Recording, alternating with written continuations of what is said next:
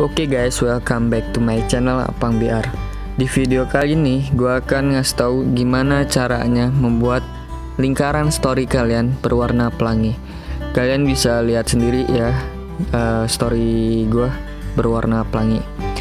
Sebenarnya cara ini sangat simpel dan mudah dipahami. Kalian bisa mengikutinya. Langkah pertama, kalian harus mengupdate versi Instagram terbaru di Play Store. Langkah kedua, kita langsung aja membuat story, terserah mau story apa aja. Selanjutnya kita harus menuliskan hashtag pride. Hashtag pride ini mengubah story kalian menjadi berwarna pelangi. Nah, jika kalian hashtag pride ini nggak mau terlihat, kalian bisa mengecilkan sampai sangat kecil, tidak terlihat, dan mengubah warna tulisan ini sesuai backgroundnya.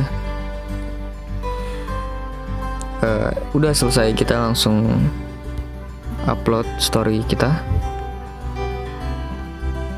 dan kalian bisa lihat sendiri ya, tadi lingkarannya berjalan berwarna pelangi, dan di teman-teman kalian story kalian terlihat berwarna pelangi. Oke, sekian tutorial ini.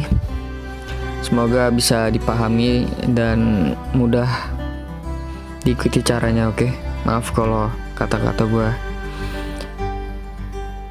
agak belibet-libet gini ya. Oke, thanks for watching guys. Jangan lupa like, comment, and subscribe.